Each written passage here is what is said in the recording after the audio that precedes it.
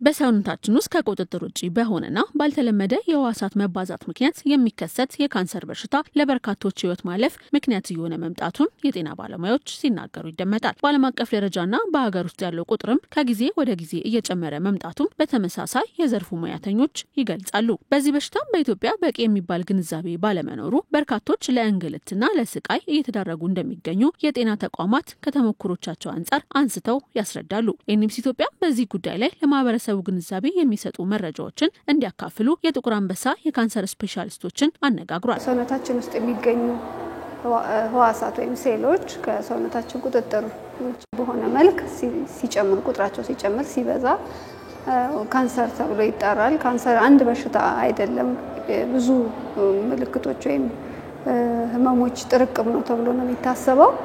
ካንሰር በማንኛውም የሰውነታችን አካል ውስጥ ሊከሰት ይችላል። ከጭንቅላታችን ጀምሮ በማንኛውም የሰውነት ቆዳችን ላይ፣ አጥንታችን ላይ፣ አንጀታችን፣ ጨጓራ፣ ጡት ላይ ማንኛውም አካል ላይ ሊከሰት ይችላል።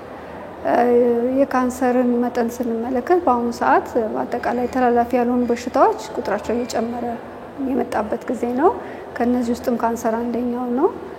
በዓለም አቀፍ ደረጃም በኢትዮጵያም በከፍተኛ ቁጥር እየተከሰተ ይገኛል። እንግዲህ ካንሰር በዓለም አቀፍ ደረጃ በጣም አሳሳቢ የሆነ ህመም ነው። ነገር ግን ጥሩ ነገሩ ምንድነው? 50% የሚሆኑት ካንሰሮችን መከላከል እንችላለን። በአጠቃላይ በመጀመሪያዎቹ ደረጃዎች የሚገኝ ካንሰር ቶሎ መዳን ይቻላል። ህክምናውም ቀላልና አጭር ጊዜ እንደዚሁም ደግሞ የሚያስወጣው ወጪም ረገድ ስናየው የተሻለ ነው ማለት ነው። ነገር ግን የካንሰር ደረጃዎች ስር እየሰደደ በሄደ ቁጥር ደረጃ 3 ደረጃ 4 የሆኑ በሄዱ ቁጥር አንደኛ ህክምናቸው ሙሉን ህክምና ማግኘት ይከብዳል። በሁለተኛ ደረጃ ያሉት ህክምናዎችም ኮስቲ ናቸው፣ በጣም ገንዘብ ጊዜ የሚፈጁ ናቸው። ከዚህም በተጨማሪ ደግሞ የህክምናው ውጤትም እንደሚፈለገው አጥጋቢ አይሆንም ማለት ነው። የመዳን እድልም እንደዛው ይቀንሳል። በኢትዮጵያ የካንሰር ታማሚዎች ቁጥር ከጊዜ ወደ ጊዜ እየተበራከተ መምጣቱን የሚናገሩት የጤና ባለሙያዎቹ የካንሰር በሽታ 4 ደረጃዎች አሉትም ብለውናል። ስለሆነም በወቅቱ ካልተደረሰባቸውና ህክምና ካልተደረገ ለእልፈት እንደሚዳረግ ነው የተገለጸው። የጥቁር አንበሳ የካንሰር ማዕከልም ለታካሚዎቹ የሚሰጠው ግልጋሎትና ሂደት በተለይም በሽታውን ከመቆጣጠር አንጻር ምን ይመስላል ሲል ኤንኤምሲ ለጤና ባለሙያዎቹ ጥያቄ አንስቷል። በጥቁር አንበሳ ከመጀመሪያዎቹ ስቴፖች ጀምሮ ይህም ማለት ምልክት ሳይኖርባቸው ለቅድመ ልየታ ወይም ለስክሪኒንግ ከሚመጡ እናቶች ጀምሮ ምልክት ኖሯቸው ምርመራዎችን ለማድረግ ከመጡ እናቶች ጀምሮ የአካላዊ ምርመራ ክሊኒካል ብረስት ኤግዛሚኔሽን የምንለው ከዛም ቀጥሎ የአልትራሳውንድ የማሞግራፊ ምርመራዎች ሁሉ ምርመራዎች የሚደረጉበት የጤና ተቋም ነው። ይሄ የጤና ተቋም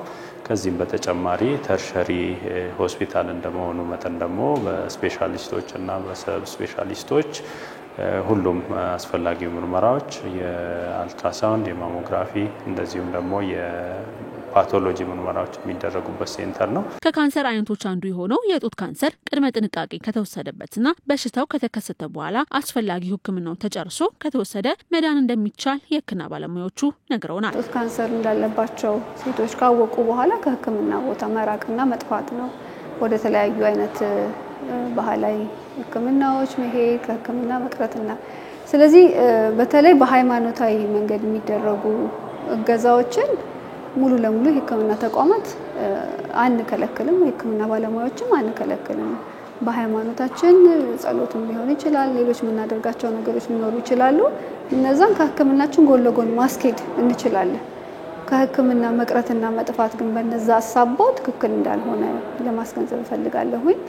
ከዛ በተረፈ በባህላዊ ህክምና የሚደረጉ ነገሮች ሊኖሩ ይችላሉ። እነዚህ ነገሮችን በተቻለ አቅም አለማድረግና ወደ ህክምና ተቋም መምጣት ህክምና ማግኘት በጣም የሚመከር ነገር ነው። አንዲት ሴት የጡት ካንሰር ከተገኘባት ከታወቀ በኋላ በቅርበት ከሐኪሟ ጋር መመካከር ያስፈልጋል። አስፈላጊዎቹ ምርመራዎች እንደዚሁም ደግሞ አስፈላጊዎቹን ህክምናዎች ከሐኪሟ ጋር በመመካከር ማድረግ ይኖርባታል።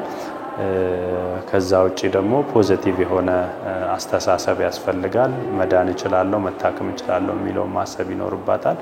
ለምን አይምሯቸው ላይ ያለው ፖዚቲቭ ቲንኪንግ ለመጨረሻ ላይ ለሚመጣው ውጤትም በጣም ጥሩ ስለሚያደርገው ማለት ነው። ስለዚህ ካንሰር መዳን ይችላል። የዓለም የጤና ድርጅት ይፋ ያደረገው ሪፖርት እንደሚያመላክተው ከሆነ በኢትዮጵያ በካንሰር ህይወታቸውን የሚያጡት ዜጎች ቁጥር ከ16000 መሻገሩም ተመላክቷል። ይሁን እንጂ የካንሰር በሽታ ላይ ያተኮሩ ቆጠራዎች በሁሉም የሀገሪቱ ክፍሎች ባለመደረጋቸው ትክክለኛውን መረጃ ለማወቅ አዳጋች እንዳደረገውም ተገልጿል። በዓለም ጤና ድርጅት መረጃ መሰረት በአገራችን በአመት 80,000 እና ከዛ በላይ ካንሰር ታካሚዎች በየአመቱ ይገኛሉ ተብሎ ይገመታል።